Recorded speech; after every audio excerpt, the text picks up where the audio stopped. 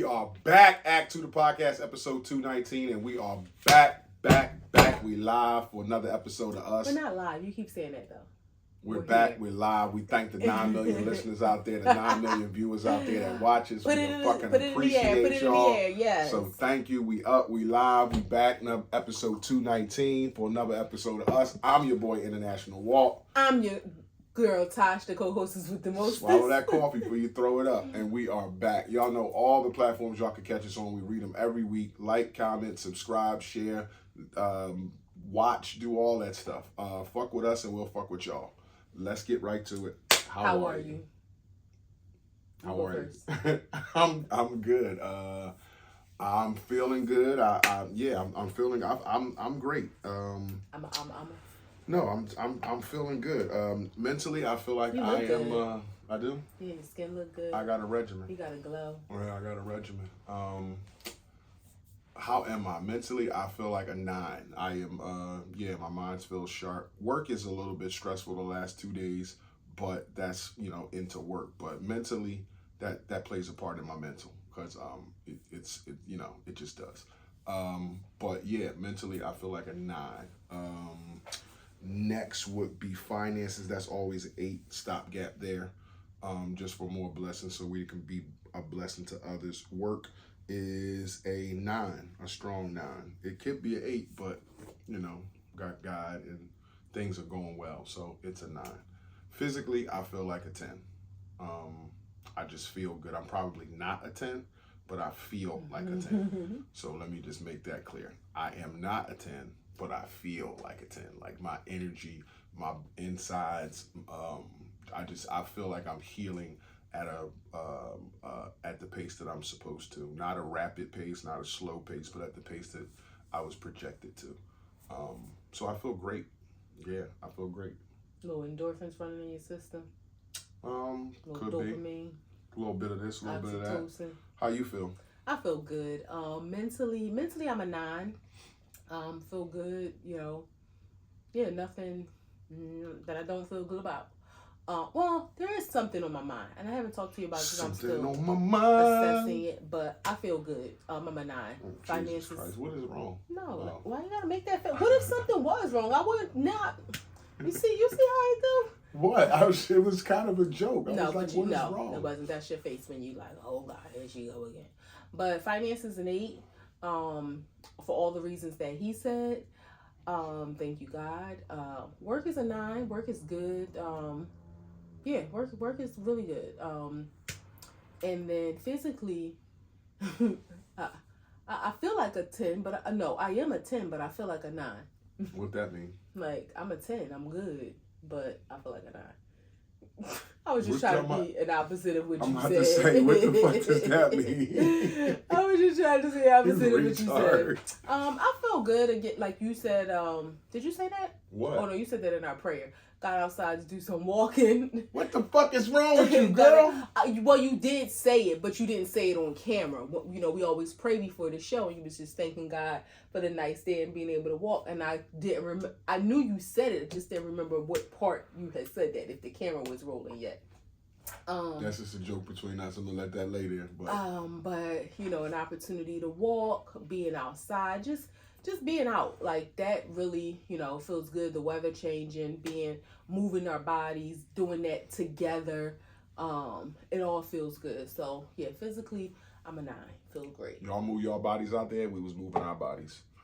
Wows and woes. My wow is just seeing you recover, doing well, feeling good. I've been not out the woods. No, but I've been watching you and, kind of monitoring, but trusting that you're doing the things that you're supposed to do, not doing the things you're not supposed to do. So just seeing your progress, I'm happy about that, What you been watching?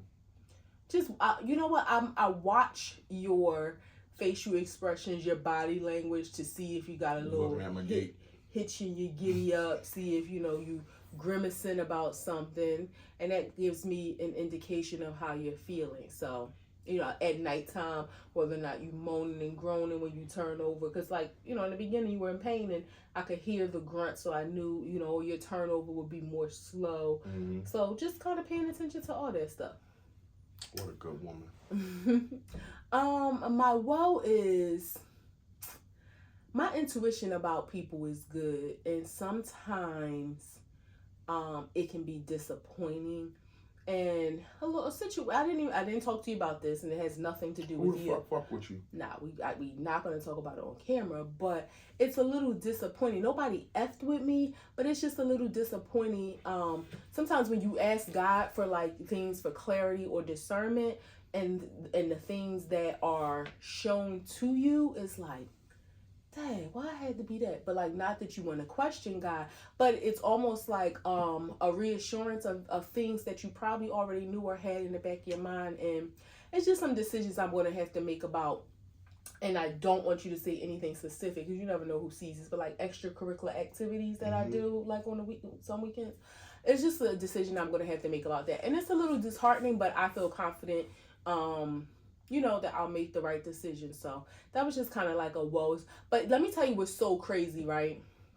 Our chemistry, our body language is so in tune with each other, even though sometimes, like, just like I know when something is wrong with you, you know when something is wrong with me, you may not always label it correctly, but it was like, as soon as like this situation occurred, this was when you was laying on me the other night and you was like, you feel like you don't want me to lay on you, but it had nothing to do with you, but you probably could just feel my energy that I was agitated. And it was like, damn, why he gotta know me so good? Like, he reading my insides. Like, this is so, but it 1000% had nothing to do with you. But it was like, why you know that? Like, already. And because it had literally just happened. Let your husband lay on you. Put that goddamn phone down. No, right. But yeah, it was. Should have just helped me.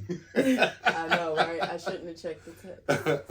But I'm good though. How are you? No, your wows and woes. I'm sorry. My wow, I got some pussy. Yeah, I got some pussy. It's been a while, been some weeks since I had some pussy, but I got some. So yeah, I'm happy about that. That's a wow. I was kind of trepidatious because you guys know I had a hernia, but so you just made me a hypocrite, right? How? Because you supposed to wait 6 weeks, and I just said making sure you do all the things you're supposed to do and not do the things you're not supposed to do. Hey, it's my wow. You had your wows. I'm just saying that's my wow. I felt good. Tried a little something but the night before, and then went full throttle today. So I feel good about that situation. 6 weeks though, you couldn't wait 6 weeks. Well, it's been 5, so it's 4.5. Yeah, and I felt a little nauseated afterwards, but I'm supposed to fight through that. Like that's just what I tell myself. Is that what you? Yeah, I was like, that's your medical. That's what I tell myself. Like I'm supposed to fight through that. But yeah, I feel great. I feel good about that. Yeah, you feel great that you broke the doctor's orders. I miss my wife. I miss touching her. So yeah, it's all good. My woe is that obviously I'm not 100%. So there's some like, oh Jesus Christ, like why did I do that, or shit, like I'm not all the way healed yet. Do you want to tell them about your gaslighting? No, I don't want to talk about the gas. I didn't gaslight. I didn't. You took it as gaslighting. I just was asking a question. I wasn't trying to gaslight you. I just was asking a question. It was a perfectly valid question. Like, so can I ask the people? Sure. All right. So after some activity, he wasn't feeling like his best. So I was concerned, like, oh my goodness, like, I was concerned, like, are you okay? What's like are you feeling pain? What's your comfort level, whatever? So he, after a while, he says to me, do you feel bad because you couldn't say no? And it's like, whoa. Just ask the question. But it wasn't that I couldn't say no. You couldn't restrain yourself. But you couldn't say no. Turned it on me. No, I didn't turn it on you. I feel bad because I couldn't say no. Because you kept saying, like, are you okay? I felt bad because you were hurt, period. It wasn't like because you couldn't say no or I wasn't hurt. I was uncomfortable. Well, yes, you were uncomfortable. But how did that turn to, do you feel bad because you couldn't say no? Like, you was completely blaming it on me. But I'm not blaming it on you, but you try to act like you don't have a part in it. It's almost like a person who's on drugs and I give you my money and I say, under no circumstances do you give me my money. And then 6 hours later I say, give me my money. You be like, nah. And I'm like, give me my money. And you like, all right.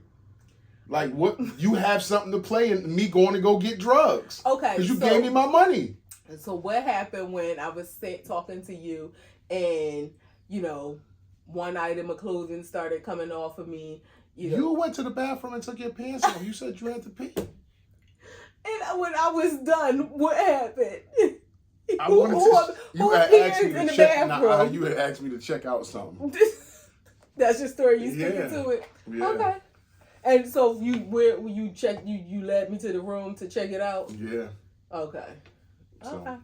All right, that's anyway, as I was saying, I'm happy for you. My woes is that after such activities, I get a little uncomfortable. You know, I'm not cleared for strenuous activity until next month. So just work my way. You know, crawl for you walk. You know, crawl, walk, then run. That's how you do. That's what you do. All right. So do. The other night was a crawl. This is a walk. And then later, you know, maybe a week or so I run. No, it'd be like that sometimes. Oh God. Yeah. You are crazy. You got yours off. Yeah, right? I got mine off. I got mine off. I was reading on the internet and I read about this lifeguard issue. So lifeguard issue is that this lifeguard, I think he was 21 years old, and he saved a 10-year-old boy from drowning in a splash pad, not a pool. So the 10-year-old boy was in the water, got a little fucked up. They said he was underwater for 4 minutes. He jumped in, got the kid out, performed CPR. Kids living, the kid's fine. The parents sued him, and they locked him up because they said the kid shouldn't have been underwater for 4 minutes. That's a long time. And there was 8 kids in the splash pad, and that's too many kids. So you were distracted and what do you call it when you act like you don't give a shit about a kid? Endangering the welfare of a child. Okay. That they charged So did him they with that. sue him or the company? They sued the lifeguard, and they arrested him. He got charges. The cops came and locked him up. Said he endangered the welfare of children because he had too many kids in this area at once. That's why that kid was under for 4 minutes. So the company should. Okay, so to me it sounds like this is a liability issue because the company didn't have enough staff or didn't have enough staff on duty. Now, as the lifeguard, then I do agree there's some liability, some accountability he has to take, because if you know, let's say the ratio is 1 lifeguard for every 5 swimmers. I don't know what the ratio is, but if that's what it's supposed to be, then you know how sometimes you go to the pool and they'll say, like, we're not letting anybody in because we're at capacity. And it's not that it's not enough room in the pool. It's that, okay, we got this many lifeguards, this many people, so we can't allow more people or else it's not going to be enough coverage. So if that's the case, then he probably should have been accountable to say, it's already 5 people in here. I can't let any more people in until somebody else leaves. But the company should also be held liable for that. Do you think it's negligent? You do think it's negligent on his part for having a kid in the water for 4 minutes? 4 minutes is a long time to use a stopwatch.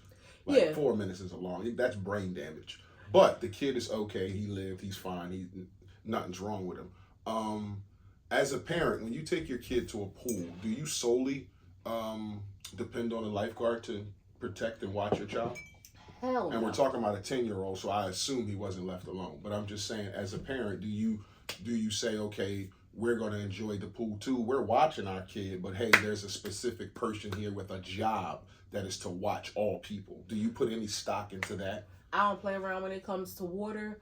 I know how to swim, and I know how to swim well. My kids, 2 summers ago, they were, 5, 6, 8 years old, and they were in 7 feet of water. And they, I was with them.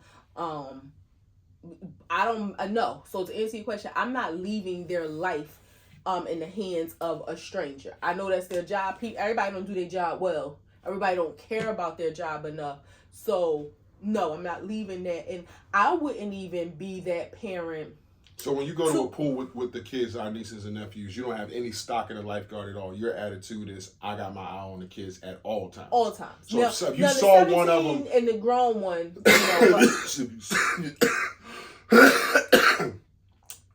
if you saw one of them let's say one of the littles or the 17-year-old having some trouble in the water, do you look to the lifeguard? Does it change that it's the little compared to the big one? Or do you like say, I'm going to jump in?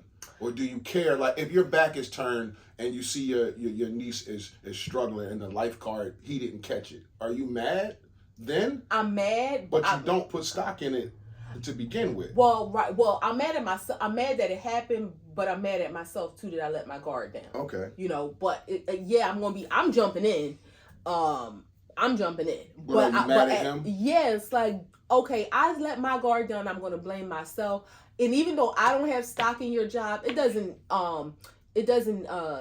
lessen your or remove your responsibility. It's just me personally. I'm going to trust myself more than I trust the lifeguard. But you still supposed to do your job. Now, yes. Now, I don't know. So you think he should get some type of... I don't think he should be arrested, fired, yes. Now, but I also would want to know what was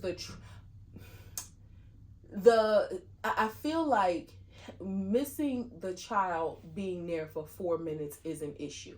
The volume of children being there, for me, it would be contingent on his training. Did they tell him like, you are only supposed to have this limit of kids? Because that could be something that he didn't know. Mm-hmm. So that part is like, I don't know. Because again, if he didn't know, then you don't know what you don't know. But 4 minutes, like you said, is a long time. And let's not, 8 kids is a handful of kids, but if you're standing there and it's a splash pad, like it ain't a lot for you to just be kind of looking around. I felt like he was distracted. Now, not to recuse. Wasn't on his phone. Right. That's something. He wasn't on his phone. Not to recuse him of any accountability. I'm just going to play devil's advocate. Maybe he thought a 10-year-old could work it out. Well, maybe he thought like they were big enough, and because it's a splash and pad, not a pool, they're not going to drown. Right? You're not there's no accumulation of water now unless you fall down, you're in the water, and it's constantly running over your face. Then yeah, an issue could happen. So maybe he wasn't as cautious or as on guard, no pun intended, because it's a splash pad. You see a 10-year-old, like think Kenzie is 9. So think about a kid 1 more year older than her, and they're running around like in water that's, not even ankle deep. You probably aren't as on guard as you would be in a pool. You're probably thinking that's the last thing that's going to happen. You might expect to hear a kid scream because they fall and hit their knee or something. Right. Then you think a kid is going to drown in a splash pad. There's certain, now the lifeguard job isn't looked at like these other jobs, but there's certain jobs I think on this earth and this society that we have that I think you can't fuck up at. Lifeguard is one, cop is one, pilot is one. If you could think of some other ones, I would like to hear. But right off the bat, I think those 3 jobs are jobs where you can't make mistakes. You know what I'm saying? Like you can't accidentally shoot somebody because you're scared. Like you can't, because you don't know how to solve a problem, you can't kill somebody. A pilot, like you handling 300-400 lives at a clip. You gotta be straight. You can't be drunk. You can't be you gotta make sure you fly this plane the way you're supposed to at all times. Yeah. Because your mistake can be catastrophic.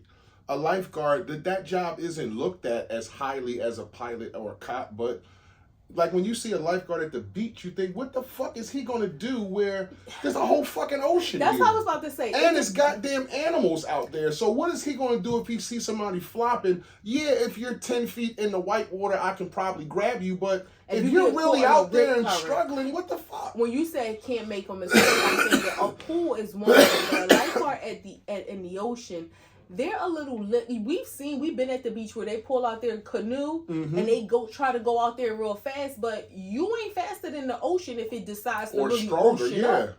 Like a big wave come in and pull somebody back, you ain't canoeing out there fast enough to get a person. So there is some room.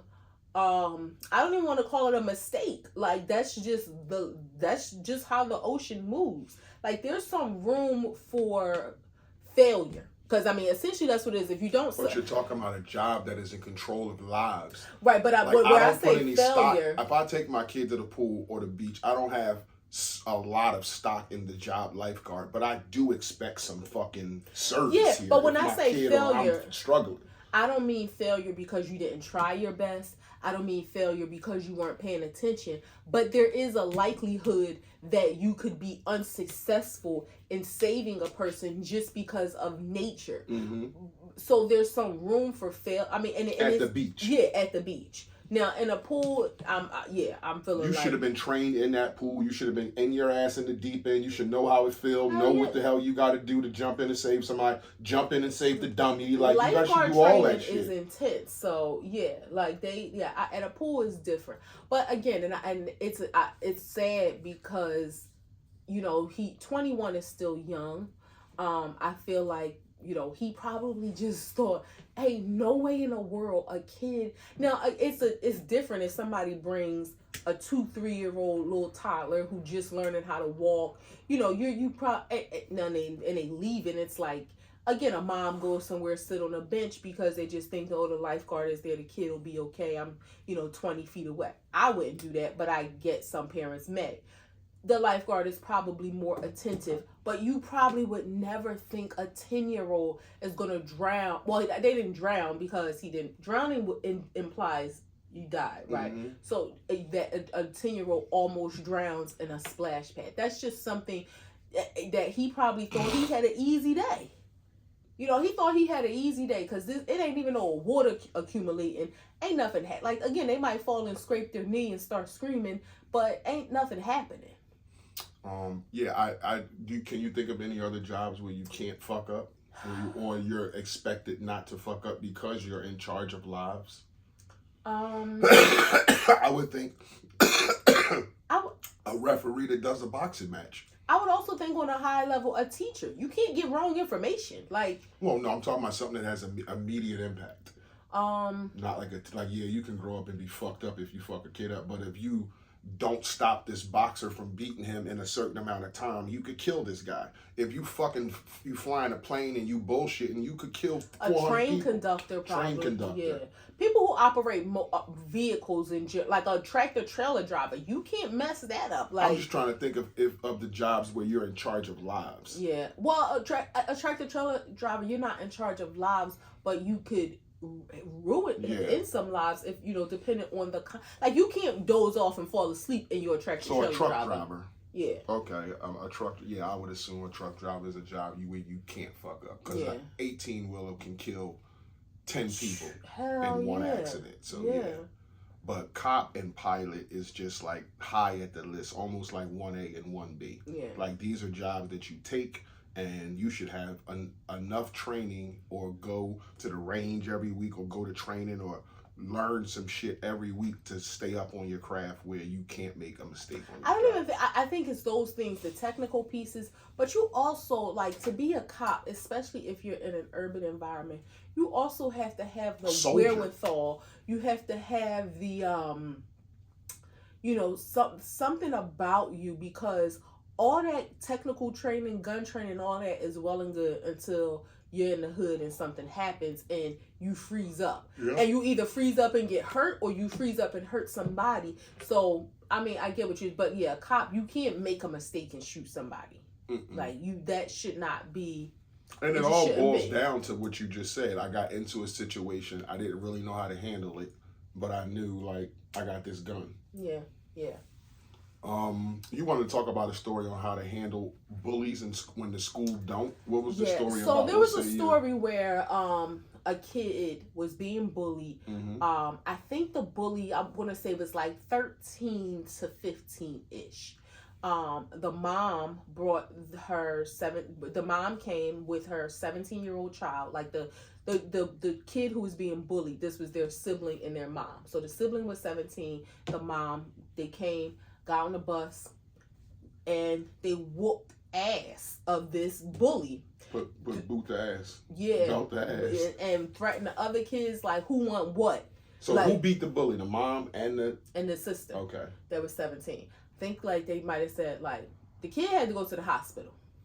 So they fucked them up. Yeah. So they got locked up because and I'm not excusing it because it's a kid, it's an adult. Now the 17-year-old ain't really an adult. That's what she should have did, just let the 17-year-old go on the bus because that's still technically a kid. But nevertheless, they got arrested. And we talked about this a while ago, a situation where our kids, our nieces and nephew, our niece and nephew had encountered a situation, didn't get to that extreme, but they was dealing with some bullies, and the school was not acting fast enough for me. I didn't even tell you this. I had one on their Facebook page and was like, somebody needs to, my sister, they got in contact with my sister. Because it was like what are y'all gonna wait to happen? Name calling, hands put on, and my niece and nephew, like they went back and forth, like they wasn't just getting hit, but they weren't the aggressor. So I can understand if you have a kid coming home every day crying or not wanting to go to school, or you see it dimming their light, or your kid come home with marks or scratches or something on them, or their shirt ripped and it's like Billy grabbed my shirt, or Billy mugged me in the head, or their neck is scratched because pinch me or pull my ear or some shit. Yeah. And it's so what's your question? So to what extent do you allow it to go if the people who are authorities aren't reacting? Because they're like, oh, it's kids. Oh, we'll look into it. Oh, mom, you can't, or dad, you can't get on the bus because you're an adult. How far do you let it go if your kid is, now again, if you're talking about a 5-6-year-old bully, then I got to go knock on the parent's door. But when you're talking about a teenager, how far do you let it? What age are you talking about? 15. 15 years old. And your kid is scared. Your kid might be 13, 14, but they scared. You know they're not a fighter. If it's getting to the point where my kid is coming home with marks on them, or don't want to go to school, or their light is dimming, or they're getting beat up, or they're getting their lunch taken, getting their money taken, I'm gonna go through the proper protocols to early in this intervention. Like, hey, your son is bullying my son. You might want to talk to him about this. Yeah. Then I'm gonna go to the school. After those two things, I'm going to do the same thing. Like, I will fuck your kid up if my kid is coming home miserable, because I know what that can lead to. Like, that can lead to my kid killing himself, or just doing something drastic, because we don't see that he don't want to go to school every day and deal with this. Like, I'm trying to go to school to learn, and I got to deal with a bully. Like, that shit is not cool at all. So after going through the proper channels, which I would think is only two things for me, I'm going to go to the parents and say, hey, maybe this is kids being kids, but talk to your kid and let's see where it goes from there. If you talk to your kid and it still happens to keep going, then I'm going to go to the school. And if the school is not reacting, I will be on the bus to slap your fucking kid in the head. And I'll deal with the fallout, whether it's an issue between us as parents and we got to, scrap or fight, or you call the cops. I'm going to be okay with either one. But I'm going to feel better that I got to come to the rescue for my kid, because they don't have nobody else. They're coming home to me every day. And if I get them to say, hey, what's wrong? Why don't you want to go to school? And they break down crying and tell me, I'm on the bus. And I'm going to ask them to pick out which kid it is. And I'm probably going to slap that kid upside the head, or grab him up by his collar and yank him around a little bit. Like, this grown man strength here. Like, nah, you're not going to do that to my kid. So that's how I would handle it. Yeah. There was another story where a dad was taking his daughter to the bus stop. And on the corner was a mom and another kid who was his daughter's bully. And the dad laid this kid out. And they looked like they might have been 10, 11 years old. He cursed her out. And it's a man and it's a kid, and I don't care. But like, you leave her the F alone. Then he told his daughter, you want to fight her? I saw that. And yeah, the daughter said yeah. And the daughter, he was like, come on, take your coat off. And the daughter was ready. And the mom was like, the bully's mom was like, you want to fight? And she said no.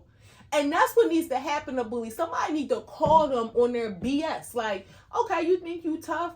I always feel like kids, even if you get beat up, if you fight back, then they'll know like you ain't a punk. Now you might have to fight back a couple times. You might have to get in some good hits, but bullying is so ugly in kids, and it goes into adulthood as well. Yep. Like, it's so ugly. It becomes a part of your personality. Yeah, there was a story about it was a township meeting, like a school board township meeting, and this man who looked like he might have been at least in his 60s.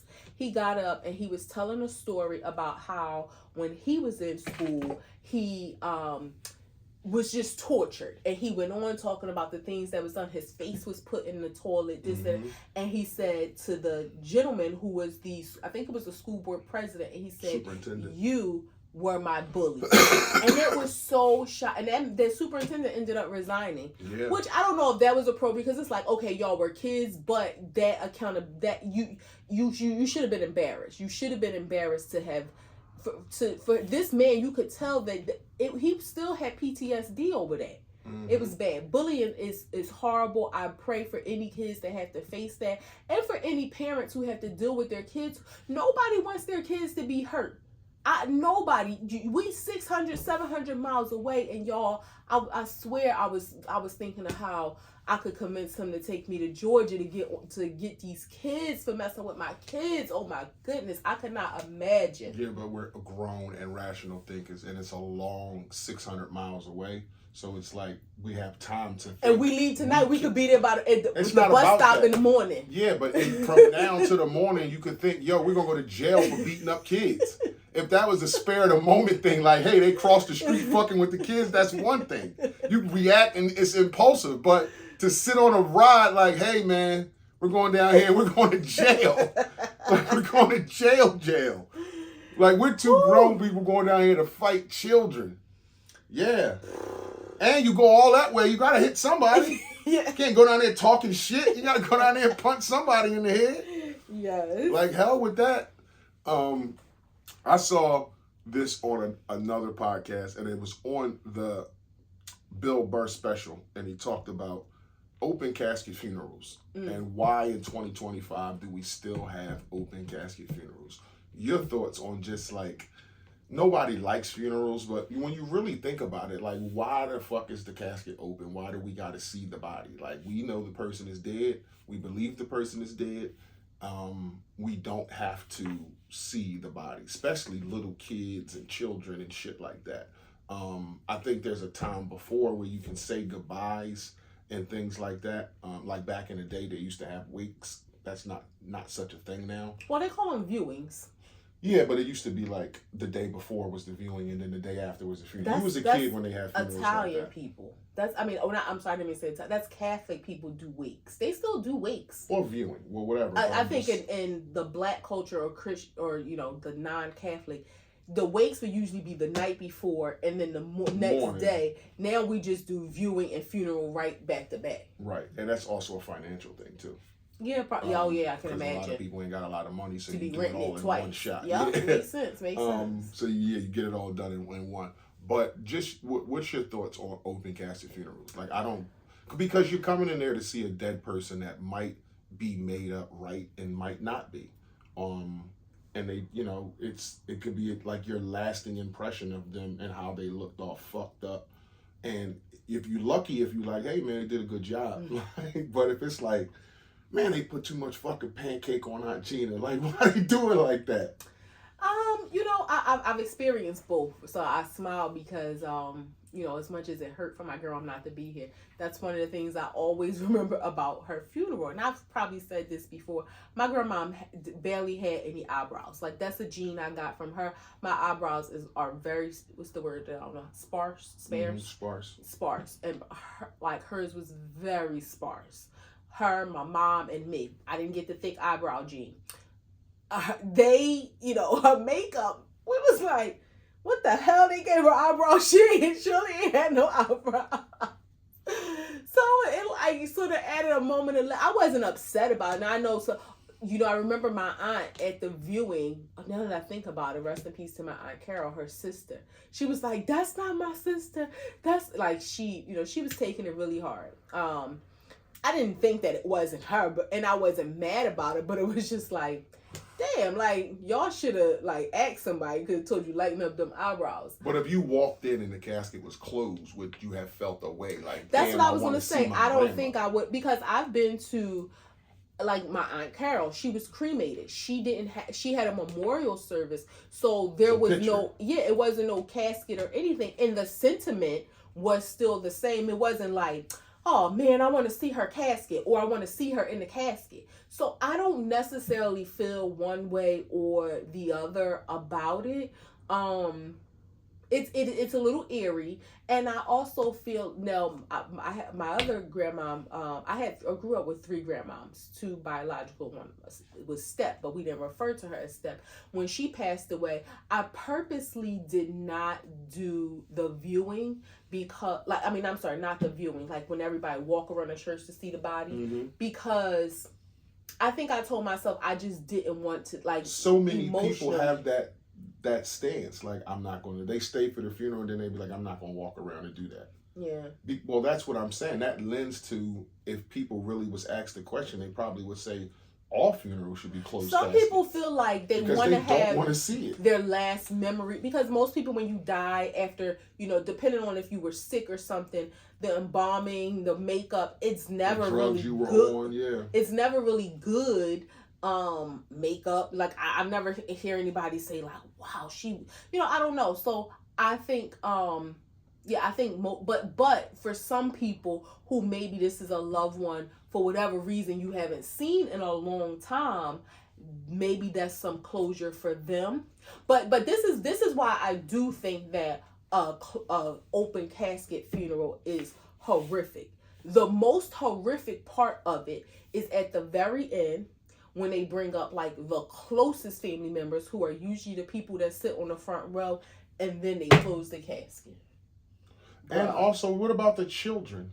Now, I'm not a believer, and my family has always been like that, like, and like little kids going to it. Like, even, when Nana passed, the little kids weren't there, which I agree with. I do not think, now it depends, because it's a gap, right? If you got like a baby to like maybe 2, so they're not going to remember. 10?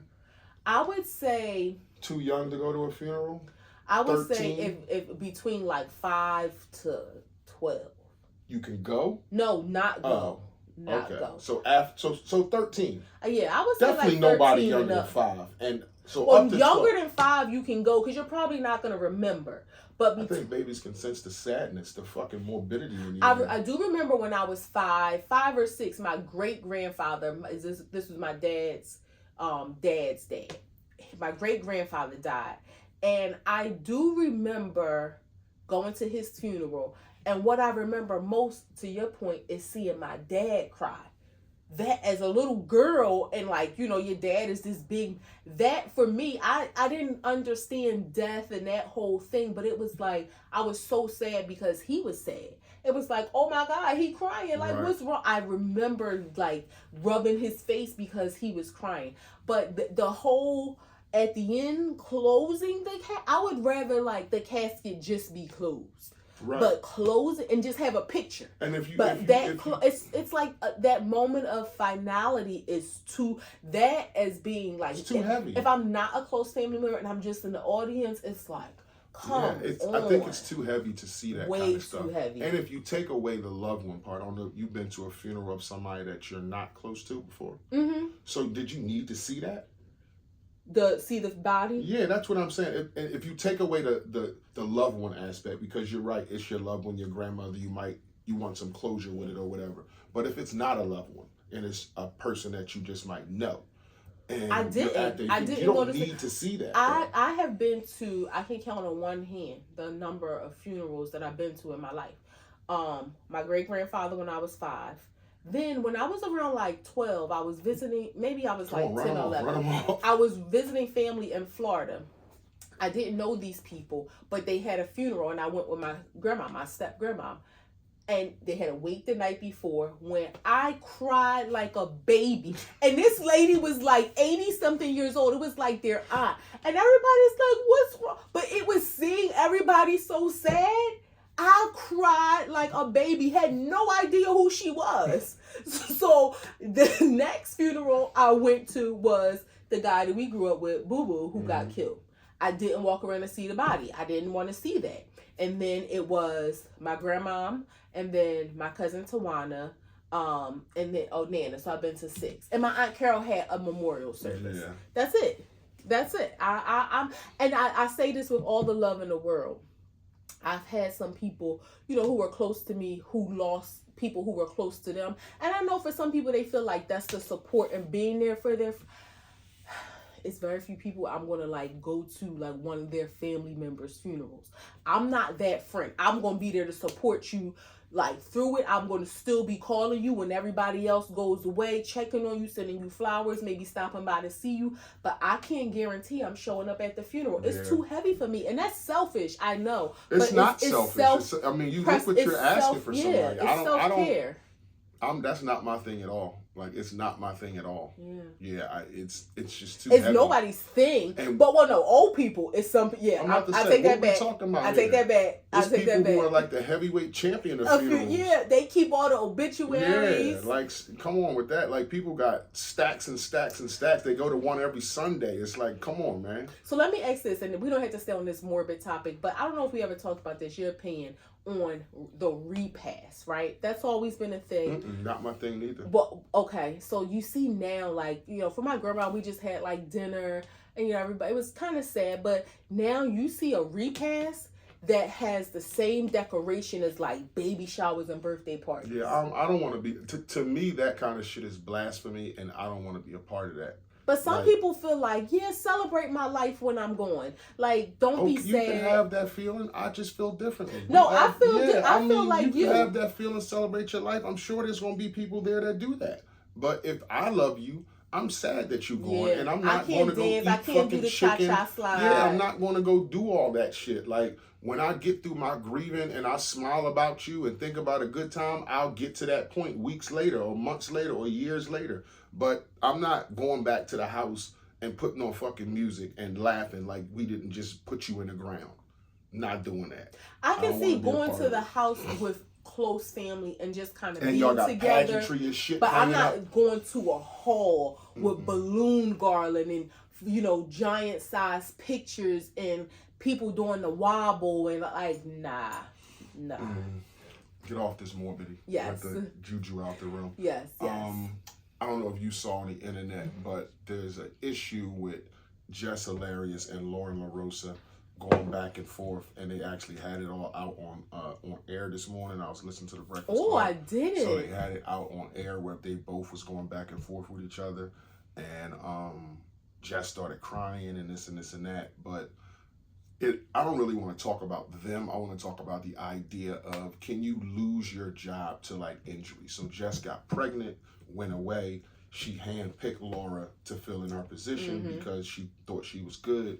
And it turns out who you handpicked is like top tier. Like that girl Lauren is dynamite and does her job to the T. Which is why Jess She's informative. She comes from TNZ. Yeah, like she handpicked her. But is that because it happens in sports too, where they say you can't lose your job to injury. Tom Brady. But if the person you pick is better than you, then what say you? Do you think you can lose your job to injury, or a situation like that where you come back and it's like your co-host are telling you, hey, stay out the comments, don't let people rile you up, but the people in the comments are the people that watch the show.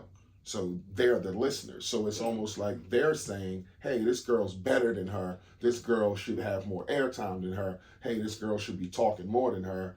And it's almost like you signed your own fate because, I got pregnant. I have to leave. That's a woman thing, a life thing. But I kind of handpicked my replacement. I knew she was good. That's why I got her. But goddamn, I didn't know she was this good. But I think more than that, and I know you said you didn't want to talk about them specifically, it's the lack of loyalty from the company. Because what should have happened, regardless of the comments and all of that, when she came back, they should have thanked her for her service and she should have been gone. But it wasn't so much that Jess let the comments get to her. It's that the organization let them influence and say, well, maybe we could have both. And for Jess, it was like, be upfront. Like, this wasn't how it was supposed to be. Hold on. Lauren LaRosa was hired as a producer. So she said to Jess today, to be honest with you, you're my talent. So whether I'm on the mic or not, I'm going to be here and you're my talent. So Charlamagne's my talent. DJ Envy's my talent. So I'm in the producer room whether I'm here or not. But that's what Jess was saying too. Ain't none of the other producers on camera. Why is she on camera? Because she's good. Well, I know, but the thing was, and I watched. I didn't see today, but I saw everything leading up where she was like, I don't have no. She did say at first she did have beef with her, she did. and I love the fact that she said she had to take a step back and she had to reassess that it was misplaced anger because she realized it wasn't her, it was the system, because they were the ones that weren't being upfront. If she would have came back and they would have said, look, she's been doing a really good job, we kind of reassess and we think it's going to be good to keep both of y'all. They were upfront. They told her what it was. She could make a decision to, feel how she want. But it was kind of like, it's room for 4 people. That's what they discussed. The show has room for 4 people, and but that wasn't ever what was. But that wasn't what was initially. Not initially, but when she came back, that was what the plan was. It was like, okay, when I came back, I asked what the plan was, and everybody agreed, including myself, that there's room for 4 people, room for 4 voices. And then Jess just decided, hey, you talk too much. She told her on air one day, shut up, and then she shushed her. So it's like those kind of little things you're putting out there. And I'm not saying that's right to talk to any adult like that, but it's kind of like, even if it's room for 4 people, like, you're the junior, like, you're the new girl here. So it's kind of like, don't try to one up me, because I guess in Jess' mind, she looked at it like, even if there's room for 4 people, we're not equal. Which obviously she was wrong, because again, the organization feel like they are, and also they wanted them to kind of butt heads to create this drama. She said Charlamagne even told her, tell her to shut up so it can create a beef with y'all ratings, which is horrible to pit women against each other, period, like for ratings, but black women specifically. But let me just go back to say too, and I know we talk about this in our, off the camera, about corporate America versus other industries. It's pretty hard for that to happen, because again, let's say I'm out, and they're probably not going to put a replacement in my position. But let's say they do say, one of my coworkers, hey, can you cover Natasha while she's out? When I come back, I have my job. Like, that's a legality thing. Yeah, right? I would say there's protections in place that say now they could say, oh, we're doing some organizational changes and they can't demote me or take my job, but it doesn't mean, and I've seen this happen, right? A girl who had babies, multiple times, back to back, you can be overlooked. You can be great at what you do, but you can be overlooked when it comes time for promotions, because it's like, we don't know when she gonna get pregnant again or be gone. I've seen people who have FMLA, who are really sick and have health issues, who are amazing at the work that they do, but they aren't reliable because you don't know when they will need. Now, they're protected, they can call out, they're not going to get fired, but when it comes time for you to look for somebody to promote or to take on additional responsibilities, you're going to be like, well, I don't really know if this person is going to be here in my industry. So you can't necessarily be replaced, but it's a way around it where you can be stifled. In my industry, you can be replaced. Like, if you go out for a lengthy amount of time, somebody will be put in your spot. That's just how it goes. Like, you could have a company that has 8 foremen, or and you getting a certain amount of work done. If one goes out that does a big portion of your work, somebody's going to be put in his place.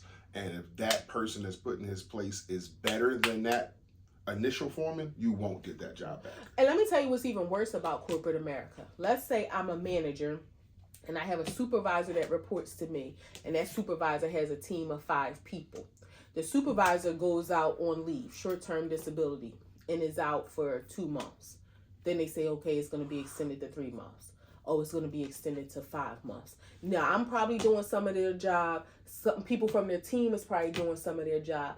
But that person technically is still hired in that position. You can't even hire another supervisor until that job is vacated. Exactly. So that's even worse in corporate America. Yeah. You got people covering for a job. You need an extra body, but you can't because technically there's a body in that space. And that shit's all just is predicated on, I don't want to get sued when they come back. Hell yeah. Crazy. Yeah, all the protections about health and I mean, and it's fair to women that you shouldn't lose your job. It's unfair that there are people who will say, or some people might be like, she just got married, she probably gonna be having a baby soon, or oh my God, she had a baby, back to back. How we know she ain't gonna get pregnant again? I don't want to, promote her in this position. Then she go out on maternity leave.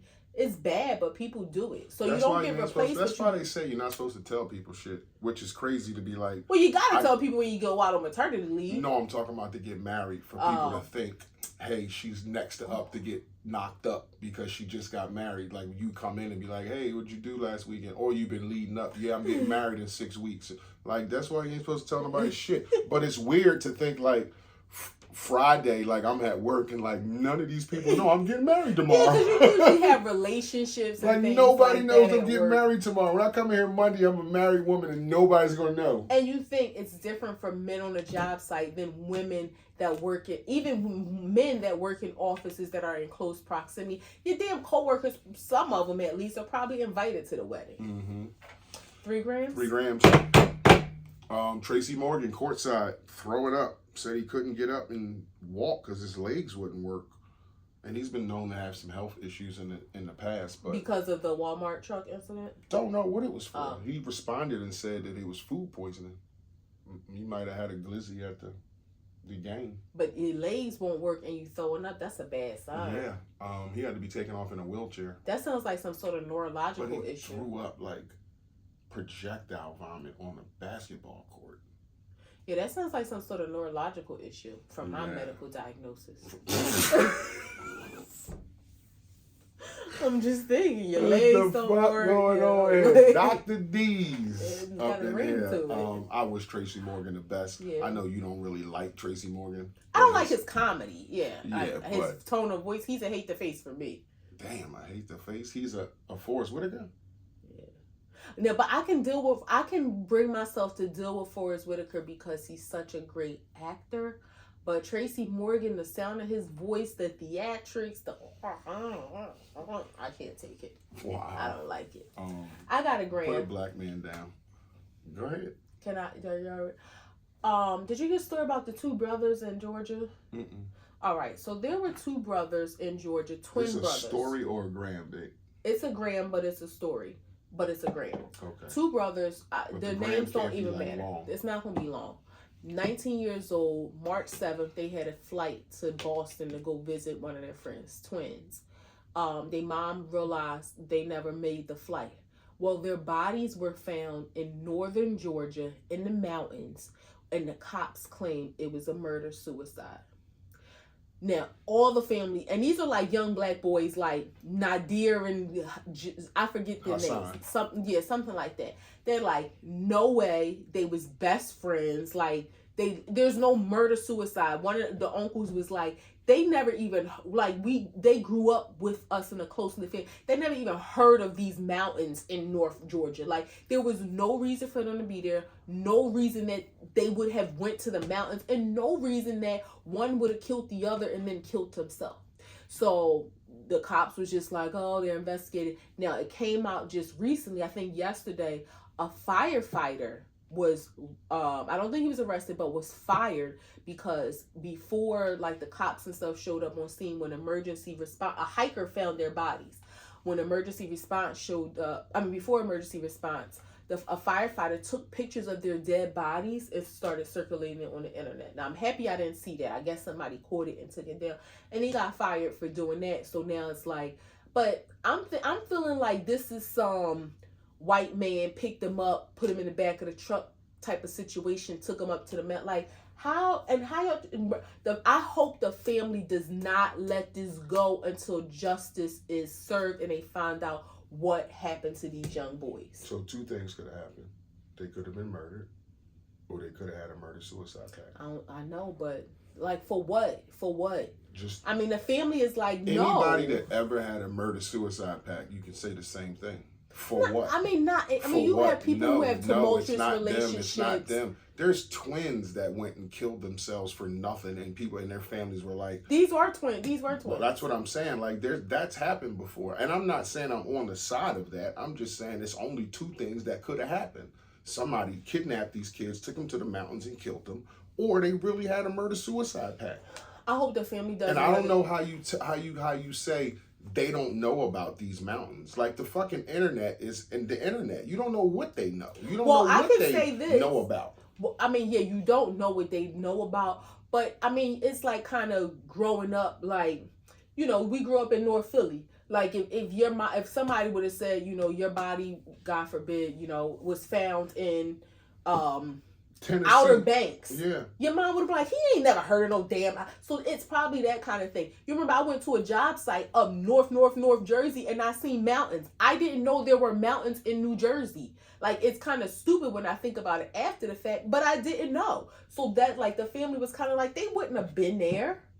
You don't know. Rest in peace to them. I pray the family finds resolution to whatever. And if it was a murder-suicide, I pray that they find some sense of peace eventually. It's going to hurt forever. But if it was some wrongdoing, I hope the people who did it pay for it really badly. Last cram. How petty can you be to an ex to get back? This is easy for me. Yeah. I mean, because if I'm being petty, I could be as fucking petty as I need to be. Yeah. So whatever petty level I need to go to, I can go to if I'm trying to be petty. But then give me some petty things you would do if, like, you broke up with an ex and you leave in the house. If I'm trying to be petty, then think of the pettiest. Like, think of the pettiest. If I know, like... Give me some examples. Like, this is something I would do. I would cut off all the, you know, like the plug that you plug into the wall. Mm-hmm. Everything in your house that, like, gets plugged in, I would cut that piece off. What piece off? Like plugs? The part that goes into the wall. That's called the plug. Mm-hmm. I knew that you plug it in. Okay, you plug it into the socket, but I didn't think so plug is a verb and a noun. Okay, I never thought about it like that. But yeah, I would cut off all the plugs of anything in your house that gets plugged in. The TV, the radio, computer, heater, lamps, appliances, refrigerator. So you got to buy everything all again. I'm cutting and I'm taking all the plugs from every single item in your home. I take a shit on your floor. I take a shit in your bed. I put a banana in your tailpipe. I put sugar in your tank. I mean, if I'm being petty, like if this is something that I'm a goal out to do, then yeah, I'm going to think of like real petty. I'll drill your locks out your door. I'll go low. Yeah. I'm not that type of person though, but if my mentality was like that, yeah, I'll go low. Yeah, I'm more of a ignore you kind of person. A story that I'm about to tell the internet that I never told you an ex. This is when we were together. We were new together, and we were at Nana's house, and I walked around the corner. Jada was with me, so was she 3 years old? I seen her ex, and we were coming back to Nana's house. And they was beeping the horn, calling me, and ended up driving like in reverse down the street. I'll never forget, Jada was like, who's that man calling you? I said, he's calling somebody else named Tasha. And when I tell you the level of ignore, the level of Ray Charles, first of all, I knew he was around the corner. Second of all, like, he's around the corner and I have his daughter with me. Third of all, I don't know you. Like, I don't know you. I don't know who you are. I don't hear anything. Like, so I say that to say I'm with you where I wouldn't go to that level of petty, because the ignore that I would turn on would probably outdo any level of petty. But if you were being petty, yeah, like if we're in a petty fight, yeah, I'm cutting all your plugs. I'm probably gonna cut the toes off all of your sneakers. So you put your foot in all your shoes, your toes come right. I wouldn't even cut it where you notice it, but I would do it where you wouldn't know until you put your foot in and started walking, and you realize it's like your shoe is quacking like a duck. Every time you wore underwear, I would take them. Like if you filled the drawer up again, I would just take them. You fill it up again, I would take them. Just keep fucking. I would stop your toilets up. I would put hot sauce in your toothpaste. That's just bad. That's just bad. Or in your mouthwash. I would see that. Who got red mouthwash? but it would kind of blend with the or no, I would put vinegar in your mouthwash. You would smell that as soon as you crack the top. Maybe not. Yeah, you would smell that. That's a wrap. Act 2 the podcast, episode 219, coming to a close. Y'all know all the fucking sites that we on. We say them every week. Like, comment, subscribe, share, all that good stuff.